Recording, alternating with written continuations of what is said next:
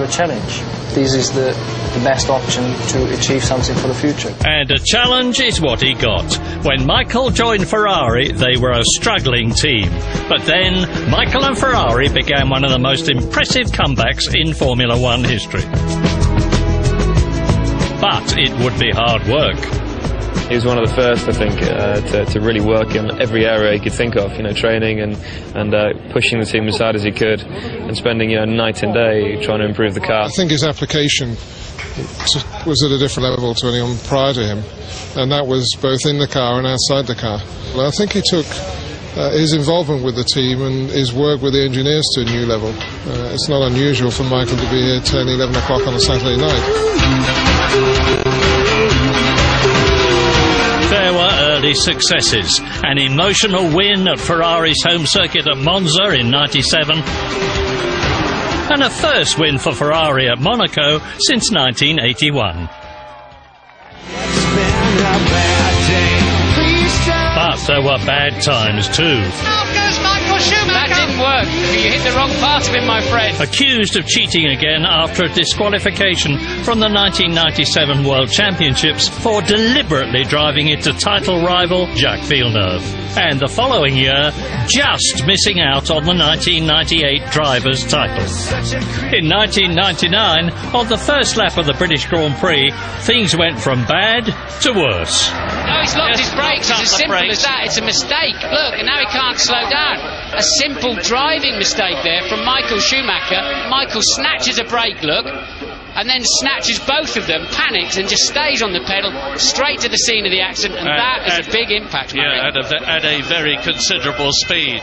That year, Ferrari won their first Constructors' Championship since Michael had joined them, but it was bittersweet. Michael's crash, caused by a rear brake failure, left him with a badly broken leg, and a question mark over whether the great German would be able to return to form.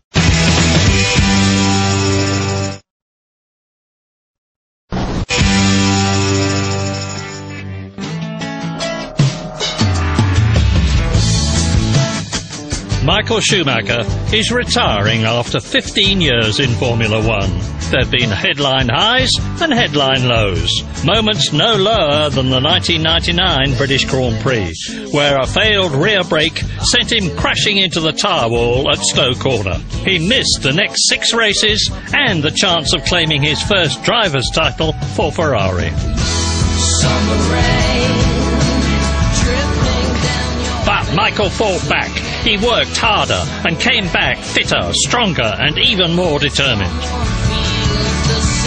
I think he worked harder than the majority out there, and when you look at some of the other drivers that are probably going to take over from Michael in winning several Grand Prix, then they just don't appear to make the same effort. To drive one of these cars for a Grand Prix and get out as though you've done nothing, barely sweating, is exceptional. His level of fitness is incredible.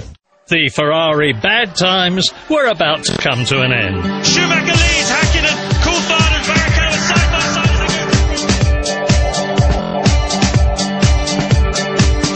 I think he's just 100% complete. The next 5 seasons belonged to Ferrari and to Michael Schumacher.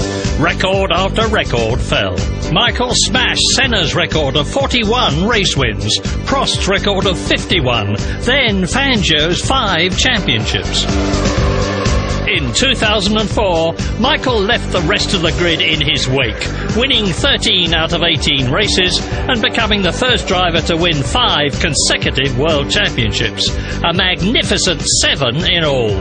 Very few people that I've ever come across spends as much time as he does making sure his car is as perfect as it can be. No one could touch him. Michael became so dominant, it was whispered that his unchallenged success could even be damaging the sport. They're so passionate about their Ferrari team. It's the way they are. They love their racing here.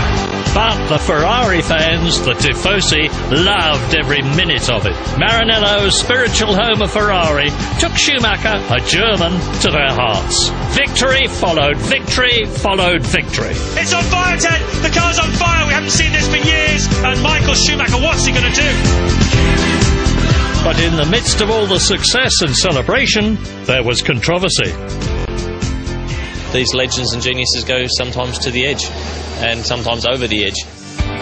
The Schumacher belief in winning at any cost brought more calls of cheat, this time at the 2002 Austrian Grand Prix. It doesn't look as though there's going to be any team orders here, and nor should we ever really have believed there would be. Oh, he's getting very close to Michael Schumacher, but Rubens Barrichello comes through. He's not going to let Michael through, is he? No, they're going to... Yes, he is!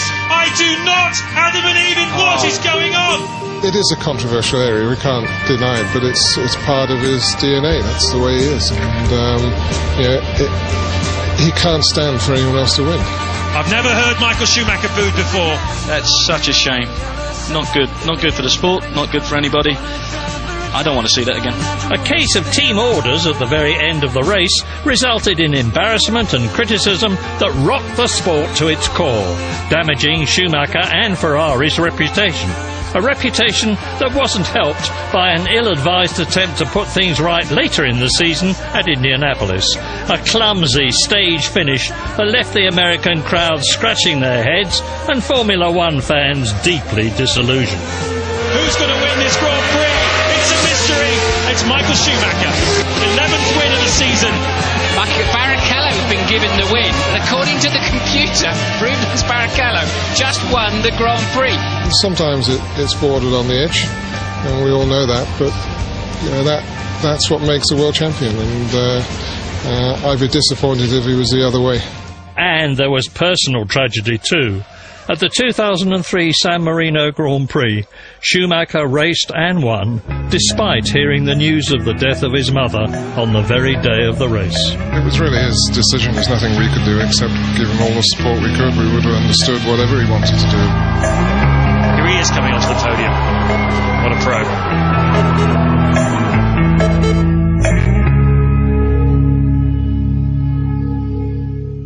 Through all this, the 5 seasons from 2000 to 2004 belonged to Schumacher, but that was all about to change. A young Spaniard and another team on a comeback charge were about to take the spring out of Michael's step. Fernando Alonso did the impossible. He out-Schumachered Schumacher. Aggressive, daring, even a little arrogant, Alonso took on the old man of the sport, and he won. And no one loved it more than Renault's Flavio Briatore, who had never forgiven Schumacher for leaving his Benetton team for Ferrari 9 years before. 2005 was not a good season for Ferrari and Schumacher. Rule changes hurt their car. Alonso and Renault hurt their invincible reputation, and by the middle of the season, Schumacher admitted title defeat. Michael Schumacher, he is 35 seconds behind on lap 12. He was right. Alonso won his first championship. For the first time in 5 years, Michael was not number one.